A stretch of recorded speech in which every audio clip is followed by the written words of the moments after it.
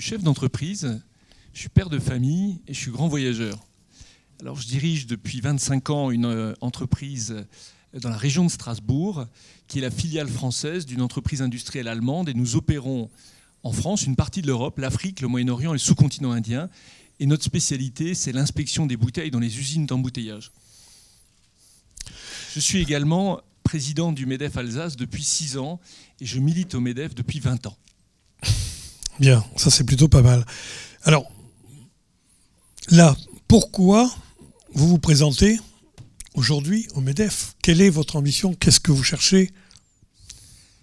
Alors, je me présente à la présidence du MEDEF parce que, après avoir rencontré de nombreux chefs d'entreprise adhérents ou non adhérents, je me suis rendu compte que nous étions, depuis 20 ans, partis dans une direction qui consistait à défendre l'entreprise, c'est très bien, à parler beaucoup de valeurs sociétales, c'est très bien, mais nous avons oublié notre cœur de métier, qui est la défense et la promotion du preneur de risque.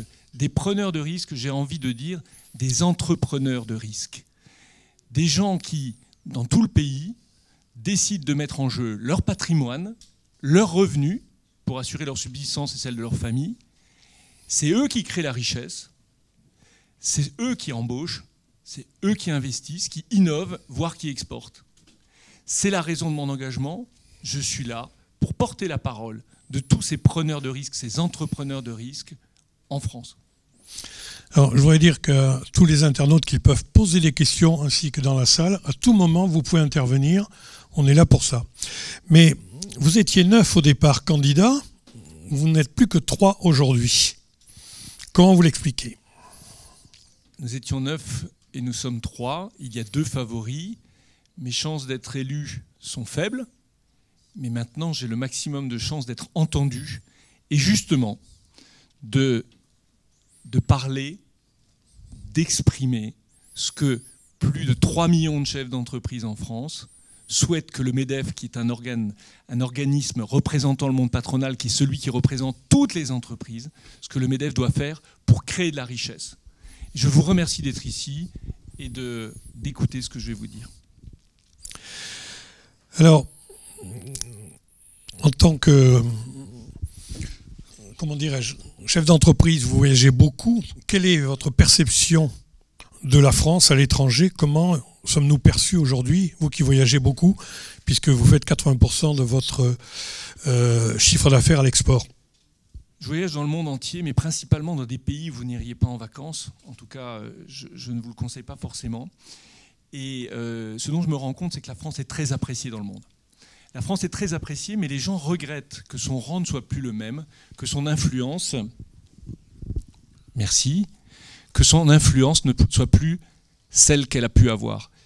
Et donc je considère qu'en tant que représentant du monde des entreprises, le MEDEF doit jouer son rôle, un rôle en association avec le gouvernement. Nous devons avoir une équipe France qui associe à la fois le gouvernement, les représentants du monde patronal, les syndicats, la société civile, pour que notre pays reprenne sa place, et on va en parler dans quelques secondes, au sein de l'Europe, l'Europe étant à la fois le niveau pertinent et le niveau critique, pour pouvoir jouer un rôle important dans le monde.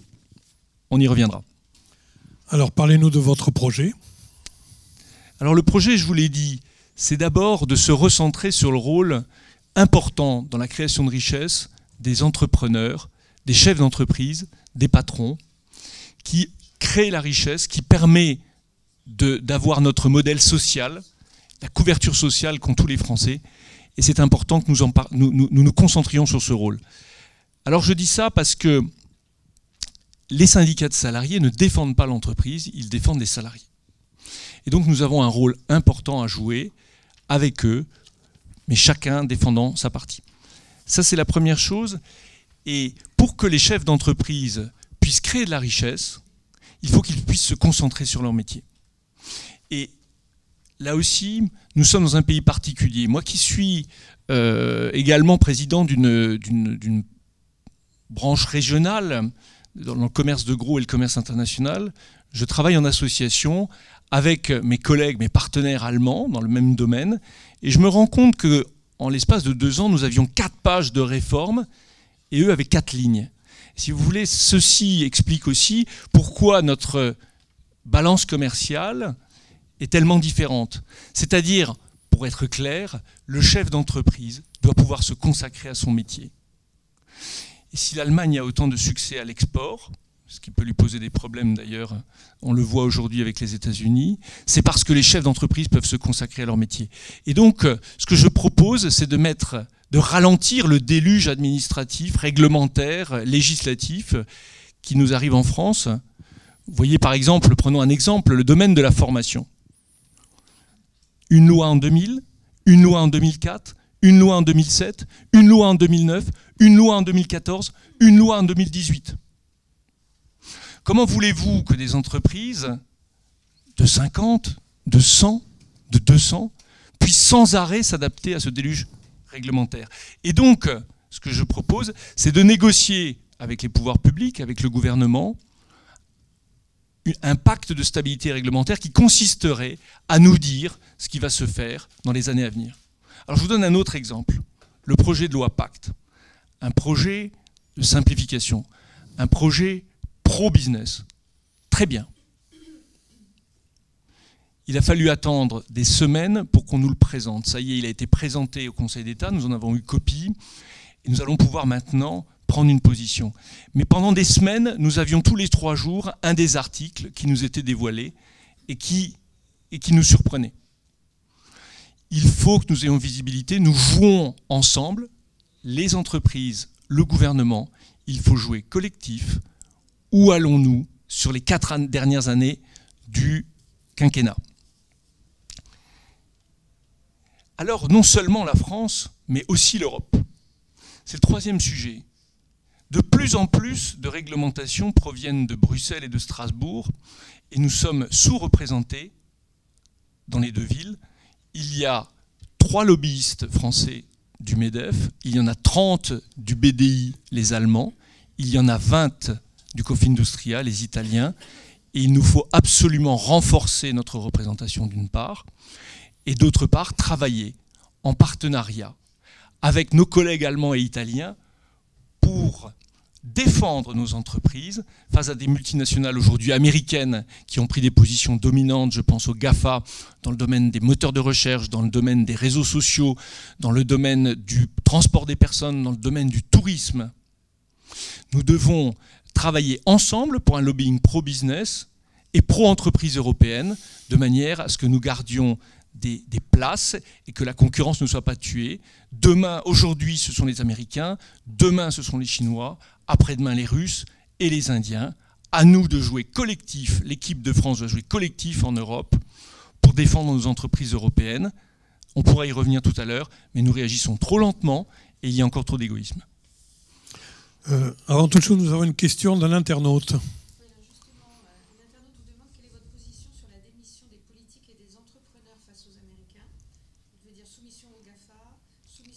Extraterritoriale américaine, soumission aux brevets technologiques. Alors je suis particulièrement concerné par la question de l'Iran, puisque je vous ai dit que je m'occupe du Moyen-Orient, et les Américains ont décidé de dénoncer le traité sur le nucléaire. Et dans la foulée, ont interdit aux entreprises européennes de travailler avec l'Iran. Je suis très fier que le président de la République et la chancelière allemande aient constaté que nous ne pouvions plus continuer à travailler dans ces conditions et que, il allait falloir que nous prenions notre défense militaire en charge, et deuxièmement, nous allons envisager des mesures de contre-attaque par rapport à ce que les Américains viennent de faire. Donc je suis très heureux de l'évolution récente, et effectivement, il va falloir au niveau européen, je vous l'ai dit tout à l'heure, nous sommes trop lent dans la réaction. Il faut entre 18 et 24 mois entre le moment où on pose un sujet et le moment où un règlement, une directive sort. Et ensuite, il y a 2 ans d'application. Il va falloir être plus réactif, plus pragmatique, jouer collectif au niveau des gouvernements et des entreprises. En fait, ce que vous voulez dire par là, c'est qu'il faut jouer collectif avec l'Europe. Les Européens doivent jouer collectif, les Français doivent être ensemble, que ce soit le gouvernement, les entreprises, les syndicats de salariés, la société civile. Nous devons tous avoir à l'esprit qu'il nous faut créer de la richesse pour maintenir notre système social. Sachant que le modèle allemand ou le modèle italien n'a rien à voir avec le modèle français, qu'est-ce que vous pouvez dire sur ce sujet-là? Sur quel sujet? Sur le sujet de la façon dont les entreprises s'organisent en Allemagne par rapport à la France, comment ils travaillent, nous avons des différences quand même entre l'Allemagne et la France, ou même l'Italie, sur la façon de fonctionner au niveau des entreprises. Et quelle est votre perception? Quel modèle français vous souhaiteriez que nous ayons pour bien travailler, mieux travailler? Alors, cette élection arrive à un moment où, ayant changé de président de la République, nous sommes dans un contexte totalement différent, d'une part, et il y a une volonté de réformer qui est extrêmement intéressante, mais nous avons une culture française qu'il faut prendre en considération. Donc, je connais un peu le système allemand, je connais moins le système italien. C'est clair qu'aujourd'hui, nous avons en France un monde des entreprises de taille intermédiaire, c'est-à-dire entre 250 et 5000, qui est sous-représenté, où il y a moins d'entreprises proportionnellement qu'en Allemagne, en Italie. C'est ces entreprises qui assurent la réussite de ces deux pays. Nous avons de très belles, très grandes entreprises qu'ils ont moins. Je crois qu'il faut tenir compte de cette situation. Nous avons en France environ 250 grosses entreprises, nous avons environ 5000 ETI, nous avons 130 140 000 PME, c'est-à-dire entre 10, 20 et 250 salariés, et nous avons 3 millions de petites entreprises. Donc, un modèle français, c'est difficile à exprimer. Simplement, il faut à un moment que le MEDEF, qui rassemble toutes ces entreprises, ait une grille de lecture, ait conscience que une réglementation s'applique à toutes ces tailles d'entreprises. Et je vais vous donner trois marqueurs. Les 3 marqueurs qui ont fait que certaines entreprises ont été plus impactées que d'autres et qu'il y a aujourd'hui seulement 124 000 entreprises au MEDEF sur 3,4 millions d'entreprises en France. Le premier marqueur, ça a été les 35 heures, qui étaient beaucoup plus faciles à gérer dans les grandes entreprises, surtout à une époque où on parlait de départ en pré-retraite et de réduction d'effectifs. Dans les petites entreprises, quand vous avez 5 collaborateurs et que ces 5 vont travailler 10% de moins, comment faites-vous pour remplacer la personne, le temps de travail qui manque? La deuxième chose, ça a été la pénibilité. La pénibilité dont on s'est rendu compte qu'elle n'était pas, certains critères étaient extrêmement difficiles à mesurer. Mais quand vous avez une très grande entreprise, vous pouvez dédier des spécialistes à cette question. Dans les petites entreprises, c'est beaucoup plus compliqué. Le troisième marqueur, c'est le prélèvement à la source de l'IRPP, de l'impôt sur le revenu des personnes physiques qui va être en œuvre le 1er janvier 2019. Et là aussi, il va falloir changer les modes de fonctionnement, les logiciels. Ce n'est pas la même problématique quand vous gérez 100 000 personnes ou quand vous gérez 20 personnes. Et de ce fait, je recommande qu'au niveau du MEDEF, il y ait une direction du patronat, des entrepreneurs qui prennent en considération systématiquement l'impact de ces grosses réglementations sur les différentes tailles d'entreprise. Alors, tout ça pour dire qu'il y a un modèle français, il y a un modèle allemand, il y a un modèle italien. Nous avons un modèle français avec un organisme interprofessionnel qui négocie beaucoup de choses. Grâce aux réformes de 2017, c'est en train de changer. Vous avez dans les autres pays plutôt des représentations par domaine, industrie, services, commerce. Bon, il va falloir réfléchir comment converger, mais ce n'est absolument pas l'urgence. L'urgence aujourd'hui, c'est de travailler collectivement avec nos partenaires européens face aux Américains qui ont des financements privés infinis, face aux Chinois qui ont un soutien absolu de leur gouvernement. Et donc, nous devons, nous, entrepreneurs européens, garder une place dans les domaines stratégiques que sont l'Internet, mais c'est aussi dans la robotisation, c'est dans les capteurs, et ainsi de suite. Quelle est, à votre avis, la place du MEDEF dans les territoires, sur toute la France? Je sais que vous aviez une approche là-dessus.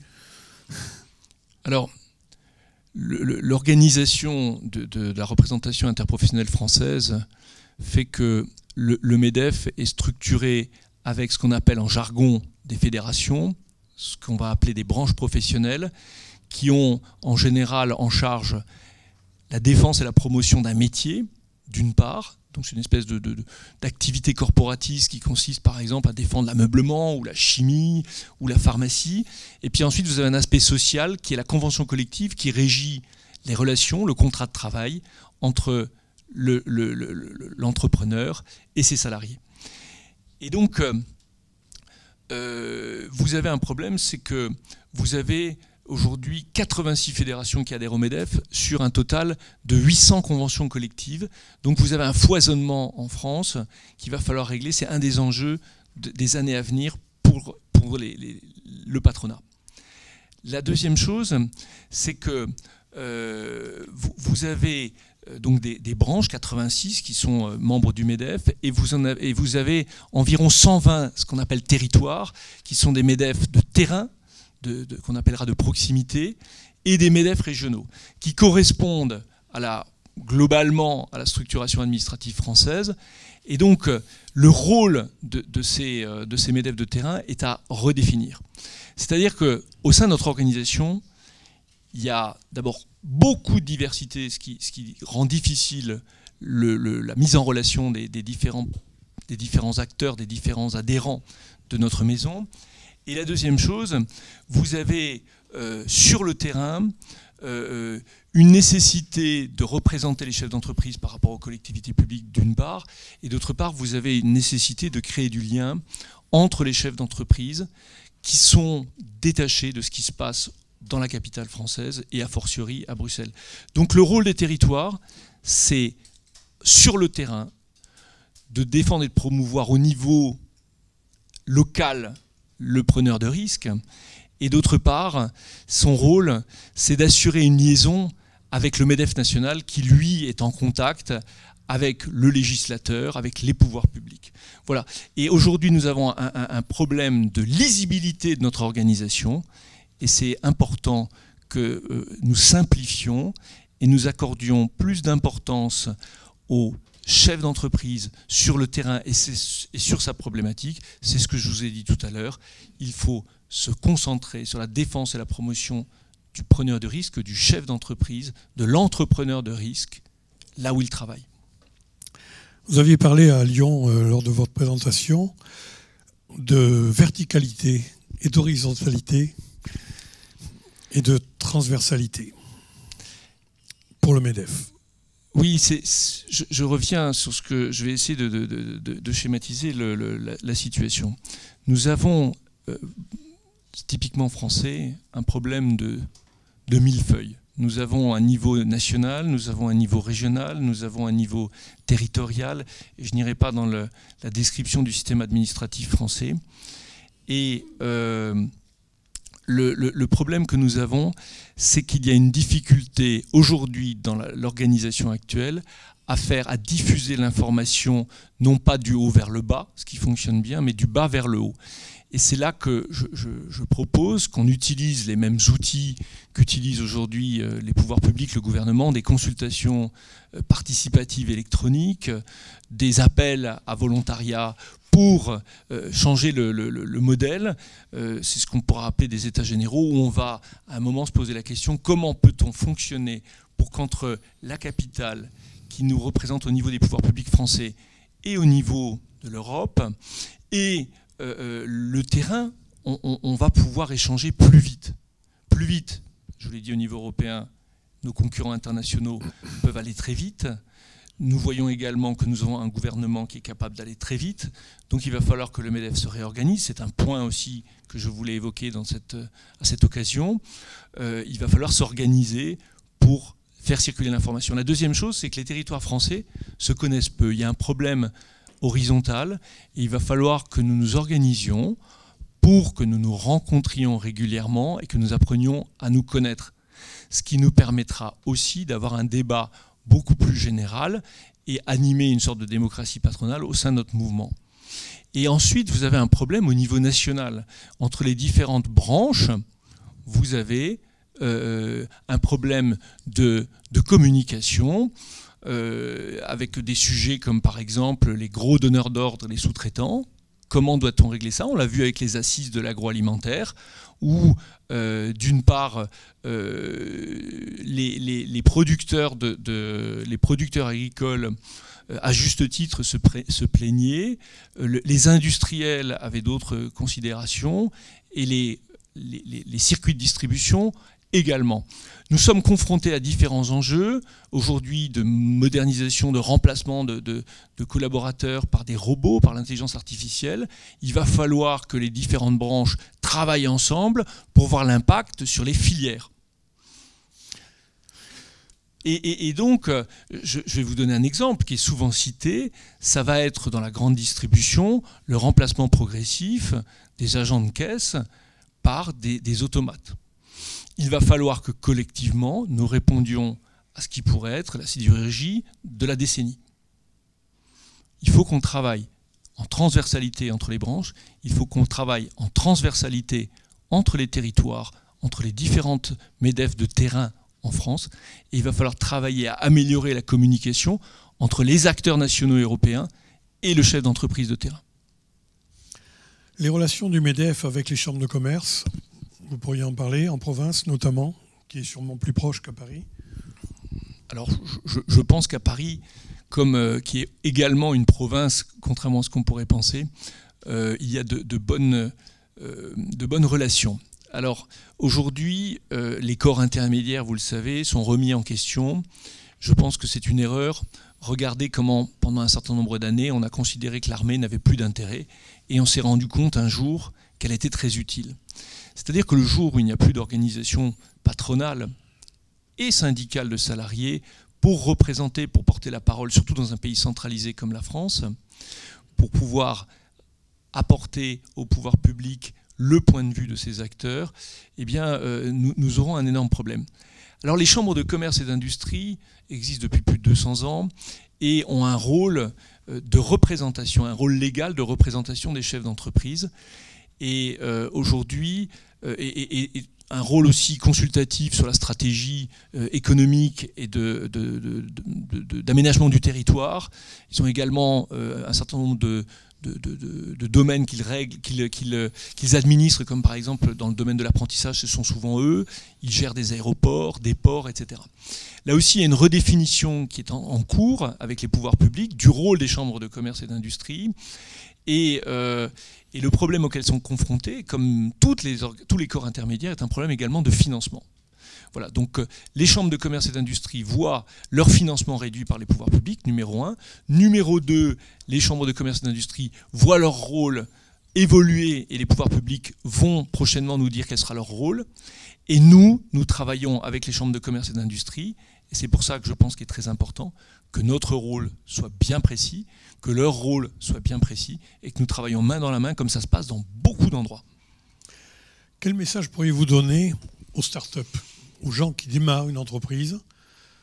Qu'est-ce qui ferait que le MEDEF pourrait les attirer plus qu'aller ailleurs ou aller sur Internet faire leur démarche? Alors, dans les startups, il y a plusieurs idées. D'abord, il y a l'idée de réussir très vite. Et donc une hyperconcentration du chef d'entreprise, de l'entrepreneur, sur son métier. Et avec peut-être, en allant très vite, une absence d'information sur la réglementation.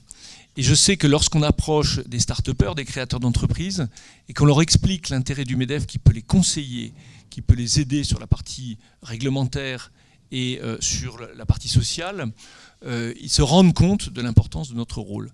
C'est également le rôle du MEDEF que de leur assurer un relationnel avec d'autres chefs d'entreprise, que ce soit dans leur domaine, dans le domaine du financement, ou que ce soit de manière générale dans des personnalités, des responsables des pouvoirs publics.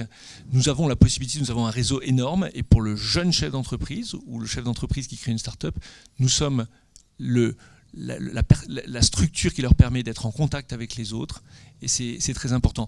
Et donc, rapidement, vous avez ces start-upers, ces créateurs d'entreprises qui nous rejoignent, mais qui ne le voient pas tout de suite.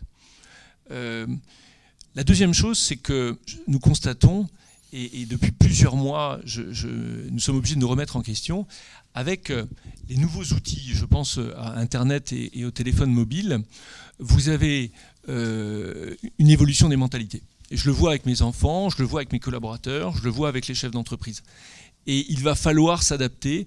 Et je me pose la question, ça a été repris dans un journal, est-ce que nous devons continuer, nous MEDEF, à avoir notre siège dans le quartier des ministères, ou est-ce que nous ne devons pas être au contact de ces créateurs d'entreprises ailleurs? C'est une première question. La deuxième chose, est-ce que ces jeunes gens, souvent jeunes, mais il y a des jeunes âgés, je veux dire, ou plutôt des gens d'un certain âge qui sont très jeunes, est-ce que les codes, les modes de fonctionnement, les modes de travail qui fait que leur copain est à San Francisco ou à Douala et avec qui ils communiquent en permanence, peut-être plus qu'avec leurs voisins physiques, est-ce qu'ils n'ont pas les nouveaux codes? Est-ce que nous ne devons pas faire notre révolution culturelle, nous chefs d'entreprise, j'ai 56 ans, et commencer à dire « Ok, ôtons la cravate, changeons nos modes de fonctionnement, adoptons les nouveaux outils de manière plus intense », comme d'autres, je pense à un joueur de golf fameux, avait décidé de changer son swing alors qu'il était au sommet de sa carrière. Est-ce que nous ne devons pas changer notre mode de fonctionnement? C'est une question. Et ça aussi, c'est un rôle pour les chefs d'entreprise du MEDEF. C'est si on n'a pas les solutions, au moins on doit poser les questions.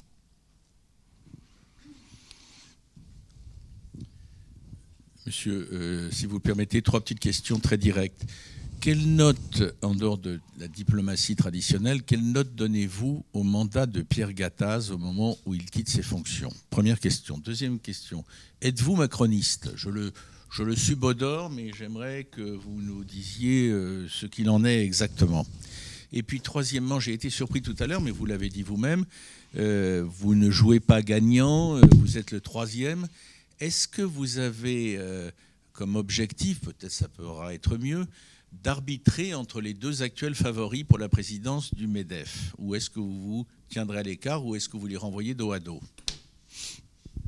Alors, la note de Gattaz, si tant est que je puisse commenter ce qu'a fait notre président, c'est un homme qui aime beaucoup les gens, qui aime beaucoup les entreprises, qui est passionné et qui nous a bien défendus. Je donnerai 8 sur 10.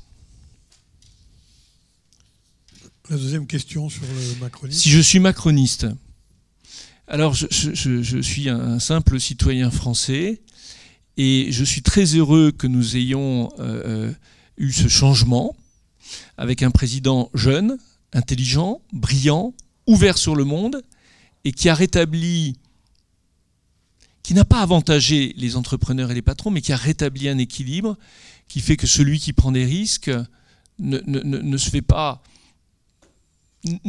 taxer outre mesure. Et donc, ce que j'aime dans ce que fait le président de la République, c'est toutes ces réformes. Ce que j'aime moins, c'est qu'on n'a pas la visibilité qui permettrait d'aller plus, d'investir plus, de prendre plus de risques. Et la troisième chose, mais on va le voir, on nous a promis quelque chose pour juillet, c'est que pour l'instant, et il lui reste 4 ans, qu'est-ce qu'il va faire sur la partie charge? C'est-à-dire, il est arrivé au pouvoir l'année dernière, il y a eu un surcroît de confiance par rapport à un certain nombre de choses qu'il avait annoncées et qu'il a réalisées. Il y a eu un rattrapage de croissance par rapport au contexte international qui fait que nous sommes passés en dessous des 3% de déficit, qui ne peut pas être notre objectif final, c'est un objectif intermédiaire.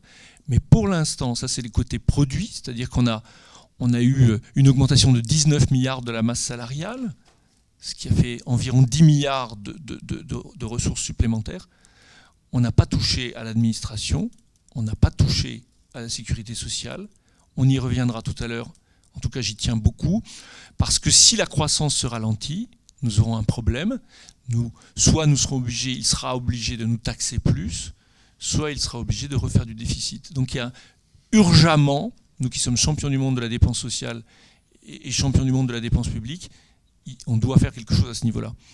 Donc si je suis macroniste, je suis pour les réformes, j'aimerais que ce soit plus en association, et il faut absolument qu'ils prennent en charge l'efficacité et le coût de notre administration, et nous, partenaires sociaux, nous devons faire des propositions sérieuses sur la partie sécurité sociale. Donc c'est 8 sur 10. 8 sur 10, mais ce n'est pas définitif. Monsieur, je voudrais juste répondre à la troisième question.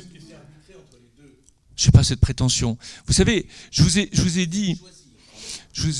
dit que j'ai des choses que je défends.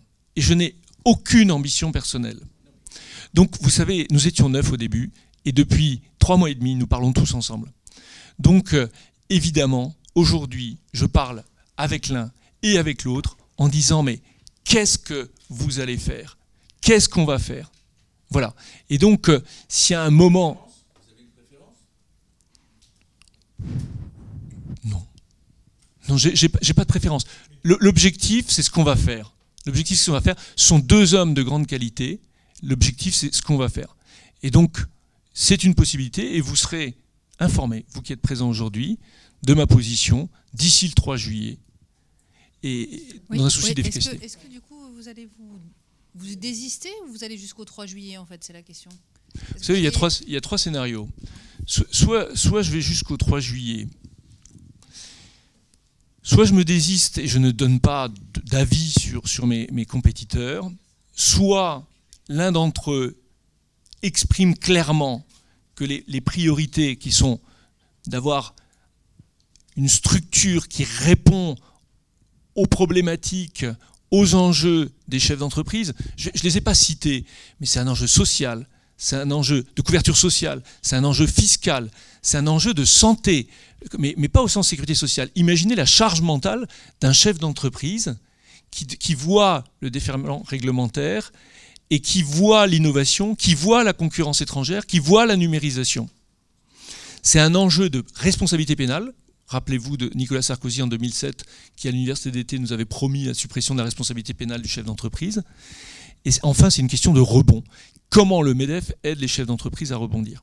Donc, si ces principes et ces objectifs sont pris comme priorité par l'un ou par l'autre, ou par les deux, j'aurais atteint un objectif qui m'est personnel, c'est-à-dire qu'on clarifie et qu'on se concentre sur les seuils importants, c'est-à-dire l'homme et le monde, et en simplifiant.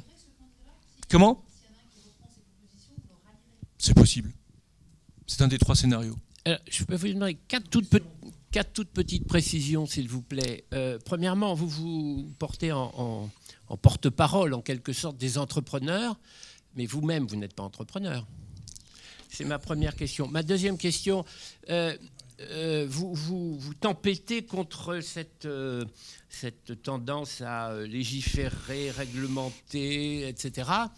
Et par ailleurs, vous êtes extrêmement favorable à ce que fait Emmanuel Macron, on n'a jamais tant légiféré que depuis qu'il est président de la République. Troisième précision, vous avez parlé de charges, vous voulez parler des cotisations sociales, c'est bien ça? C'est ça. Oui. Quatrième question, vous dites « je n'ai aucune ambition ». C'est pas terrible quand on est candidat à une élection de n'avoir aucune ambition. Qui porte raison personnelle, vous avez raison de préciser. Je vais vous répondre aux 4 questions. D'abord, je ne suis pas entrepreneur. Je vais vous dire une chose. J'ai un actionnaire. La société est possédée par quelqu'un d'autre. Et c'est moi qui la dirige pour lui. Donc nous sommes ensemble. La deuxième chose, toujours sur cette question, c'est qu'un des plus grands présidents qui ait connu le MEDEF était dans la même situation que moi. C'est François Périgaud dans les années 70. Et il dirigeait une entreprise française, filiale d'un groupe anglo-néerlandais à l'époque. Et c'était un très grand président. La troisième chose, c'est que vous ne savez pas que je suis entrepreneur parce que je ne l'ai pas mis en avant, mais j'ai ma propre société qui a évolué en Tunisie. Et j'ai créé une filiale en Tunisie et qui a eu une activité pendant des années et que j'ai mis en veille. Donc j'ai eu une activité d'entrepreneur et être dirigeant d'une entreprise, c'est de toute façon une activité d'entrepreneur. La deuxième chose, si je suis pro-Macron, vous savez, nous avons eu quelques quinquennats et septennats où il n'y a pas eu beaucoup de réformes pro-entreprise, ou s'il y a eu des réformes, c'est des réformes de complexification. Je viens de vous citer l'exemple de la formation, où ça n'a pas arrêté. Et moi qui suis un amateur averti, je peux vous dire qu'à partir de 2014, j'ai annoncé à mes amis, parce que j'étais très impliqué dans le domaine de l'éducation et de la formation, que je ne comprenais plus le système. Voilà. Donc, oui à un certain nombre de réformes de rattrapage, oui à tout ce qui peut aller dans la simplification, et oui à la visibilité sur le temps long. Maintenant, si c'est pour avoir à nouveau, lors du prochain quinquennat, de nouvelles réformes qui redistribuent les cartes, ce sera insupportable. Ensuite, je n'ai aucune ambition. Alors vous savez, quand vous êtes chef d'entreprise, quand vous avez une famille avec 3 enfants, 13, 9 et 9, quand vous avez un engagement militant au profit des chefs d'entreprise et que vous décidez en janvier 2018, parce que vous ne voyez pas la suite de l'histoire, d'aller porter la parole et être candidat, faire le tour de France, rencontrer des fédérations, prendre connaissance des dossiers, s'intéresser aux problématiques de chaque métier. Alors si ce n'est pas de l'ambition, c'est quoi? Je veux dire, mon ambition, elle n'est pas personnelle, l'ambition, elle est collective. Moi, je vous parle, je voyage dans le monde, j'aime la France, je veux pour mes enfants leur léguer un monde meilleur que celui dont j'ai hérité. Et donc, je m'engage à faire ma part du travail. Ma part du travail, c'est de dire, je pourrais être président. Nous arrivons à la fin de la campagne, mes chances d'élection sont faibles. Mais ce qui est important, c'est de porter la parole de tous ces chefs d'entreprise, plus de 3 millions, qui voudraient qu'on s'occupe mieux d'eux. Et si ça, ce n'est pas une ambition, c'est une ambition forte, collective. Ce n'est pas une ambition personnelle. J'ai besoin de rien, vous savez. J'ai besoin de très peu de choses. Alors parmi les, je dirais presque un peu plus de 2000 personnes qui vous regardent sur Internet, il y a des questions qui arrivent. Isabelle Bourdet. Comment aider les startups quant au financement de leur industrialisation et de leur croissance après qu'elles aient passé le cap du développement initial? Là, je crois qu'il y a plein d'acteurs publics, privés qui sont prêts à aider les startups. Si concrètement, toquez à la porte de la CCI, toquez à la porte du MEDEF, et on vous donnera des portes d'entrée et on vous mettra en contact. Est-ce que vous ne regrettez pas que la station F qui est à Paris n'ait pas été au avenue Bosquet à Paris? C'est évident qu'on aimerait bien être là où ça foisonne. Et c'est une question, je l'avais dit tout à l'heure, on pourrait déménager le siège ou on pourrait accueillir effectivement cette créativité dans les domaines de l'innovation, enfin dans les nouvelles technologies, dans les nouveaux services. Une autre question internaute. Alors merci, effectivement. Des 4 candidats pour lesquels le Conseil a voté, je suis le seul qui ne siège pas au Conseil. Je suis le seul qui n'a jamais siégé au Conseil exécutif. Je suis le seul qui est nouveau dans l'organisation nationale du MEDEF. Donc ce n'est pas moi qui ai voté pour moi. J'étais le seul qui ne pouvait pas voter pour lui. Merci de rétablir. Hier encore, dans le Canard enchaîné, qui pourtant connaît bien tout, on m'a dit que j'avais voté pour moi. Bon, c'est bien. Est-ce que vous voulez dire par là que quand on voit ce matin le papier de Guillaume Tabar dans le Figaro qui parle des anciens et des modernes par rapport à Macron, est-ce que on pourrait parler des anciens et des modernes pour le MEDEF, et est-ce que vous pourriez incarner justement les modernes, les nouveaux, le nouveau monde? Ce qui est sûr, c'est que je suis ouvert sur le monde et sur le nouveau monde en particulier. Je n'ai pas la prétention aujourd'hui de pouvoir représenter le nouveau monde. Par contre, il va falloir que nous nous organisions pour l'accueillir, lui ouvrir les portes, l'attirer et lui donner la parole. C'est vraiment un enjeu majeur pour ces prochaines années. À propos du CICE, quel est votre retour d'expérience sur cette mesure? Alors, le CICE, c'est l'inverse de ce que je préconise, à savoir qu'en fait c'était une très bonne mesure et elle était bonne en particulier en raison de sa complexité. Et c'était très compliqué, mais ça a permis effectivement aux entreprises de conserver un certain nombre de leurs revenus, de les défiscaliser, et ensuite donc au choix de l'entrepreneur de mieux rémunérer, d'embaucher, d'investir. C'était une bonne mesure, mais un peu complexe. Et c'est vrai que son remplacement par la baisse de charges va avoir un impact aujourd'hui que nous considérons comme négatif, puisqu'il va y avoir moins de fonds qui vont être gardés aux entreprises. mais c'est en discussion avec le gouvernement. Une dernière question avant de terminer, parce que le temps passe.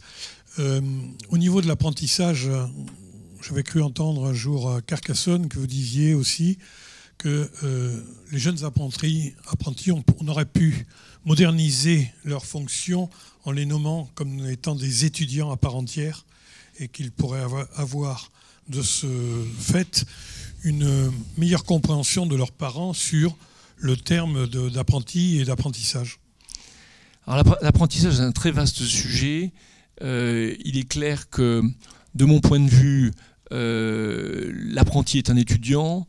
De mon point de vue, la grande chance, c'est que sa formation est payée, est intégralement payée. Ce n'est pas les parents qui la payent.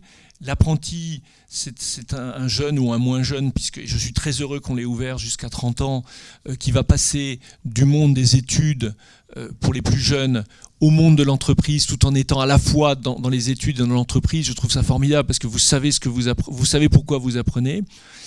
Et c'est aussi quelqu'un qui est rémunéré pendant cette formation. Or, tout va coûter plus cher dans les années à venir, c'est évident, parce que le monde est de plus en plus sophistiqué. Donc c'est une grande chance. Il faut travailler à deux choses de mon point de vue. C'est d'abord valoriser les métiers, en particulier l'intelligence manuelle, et surtout valoriser la possibilité d'avoir une carrière complète et de haut niveau en commençant dans l'apprentissage. Ça existe déjà, il faut le faire comprendre, il faut le généraliser, je suis très optimiste. Alors avant de conclure, je voudrais quand même dire quelque chose qui est fondamental. On en a parlé, on n'est pas revenu sur le sujet, c'est la partie protection sociale. Pour moi, dans les années qui viennent, il est extrêmement important que nous ayons un nouveau modèle français de protection sociale. En 2003-2005, l'Allemagne était l'enfant malade de l'Europe. Aujourd'hui, c'est le pays, grand pays au sens beaucoup de population, qui connaît la meilleure réussite. Et en 2003-2005, ils avaient 10% et demi de chômage, et ils ont fait les lois Hartz, qui ont changé leur modèle social, et aujourd'hui, c'est 4% de chômage. C'est un excédent du commerce extérieur. C'est une baisse du coût de la protection sociale. Et néanmoins, une grande qualité de protection sociale. Nous devons, Français, non pas copier ce qu'ont fait les Allemands. Ce n'est pas adapté à notre pays. Nous devons réinventer un système qui soit équitable, qui fasse confiance à la responsabilité individuelle, qui assure un socle commun et qui en même temps propose un certain nombre d'options. C'est aux gens de choisir. Il faut faire baisser le coût de notre système social tout en le gardant efficace. C'est très important et c'est quelque chose que je n'entends pas assez dans cette campagne et que je tiens absolument à ce qu'on réussisse.